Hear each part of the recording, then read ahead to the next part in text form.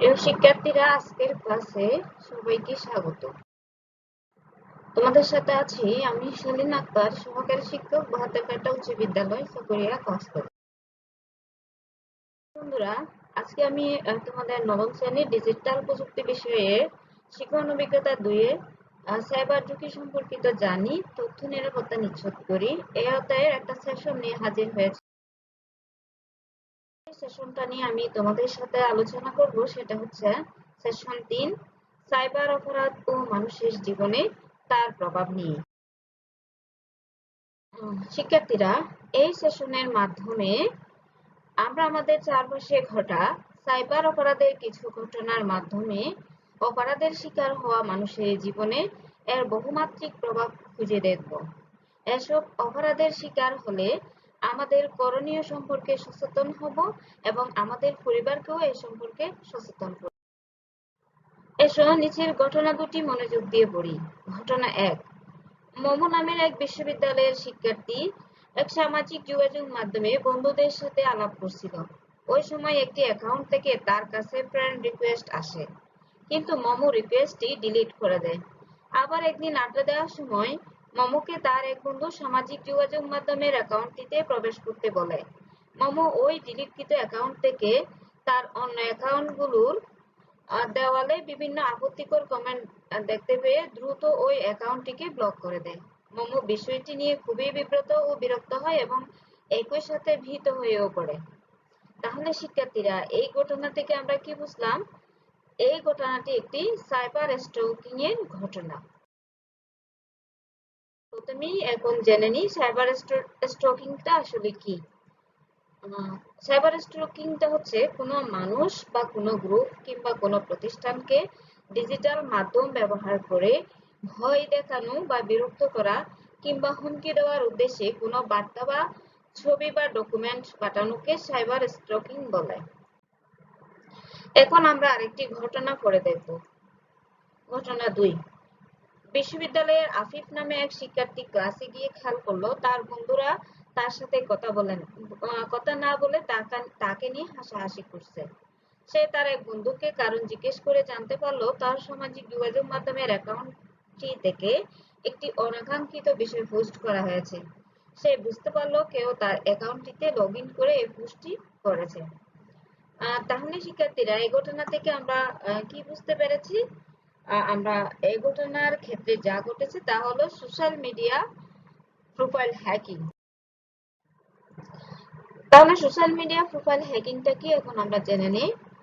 সাধারণত সাইবার অপরাধ, ফিশিং এবং সোশ্যাল ইঞ্জিনিয়ারিং এর মাধ্যমে কোনো ব্যক্তির ব্যক্তিগত অ্যাকাউন্ট হ্যাক করা হয়। তখন ওই ব্যক্তির অ্যাকাউন্টে বিনা অনুমতিতে প্রবেশ করে বিব্রতকর পোস্ট করে তাকে হয়রানি করা বা আইডি ফেরত দেওয়ার নামে অর্থ হাতিয়ে নেওয়া সহ নানা ধরনের অপরাধমূলক কাজ করতে পারে। তাহলে সাইবার অপরাধের এখন প্রভাব কি সেগুলো আমরা একটু দেখে নেব। কারণ আমরা জানি সাইবার অপরাধ যখন সংঘটিত হয় তখন এর বিভিন্ন ধরনের প্রভাব রয়েছে। আমরা এখন একটা সাইবার অপরাধ তার ব্যক্তিগত প্রভাব কি হতে পারে, পারিবারিক প্রভাব কি হতে পারে, সাংস্কৃতিক প্রভাব কি হতে পারে সেটা নিয়ে এখন আলোচনা করব। আজকে আমরা যে অপরাধের প্রভাব নিয়ে আলোচনা করব সেটা হচ্ছে সোশ্যাল মিডিয়া অ্যাকাউন্ট হ্যাক ও আপত্তিকর পোস্ট প্রকাশ। ব্যক্তিগত প্রভাব। এর ব্যক্তিগত প্রভাব যদি হয় তাহলে এর ফলে যা হতে পারে তা হচ্ছে এসব কারণে ব্যক্তি হেয় প্রতিপন্ন হওয়ার পাশাপাশি আর্থিক ও মানসিকভাবে বিপর্যস্ত হয়ে পড়েন।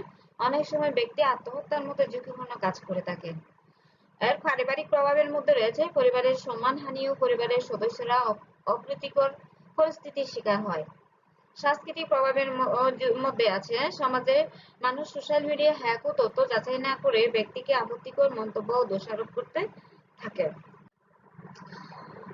আমরা চোখটি পূরণ করে দেখলাম একজন মানুষ কোন সাইবার অপরাধের শিকার হলে কি ধরনের বহুমাত্রিক প্রভাব তার জীবনে আসে।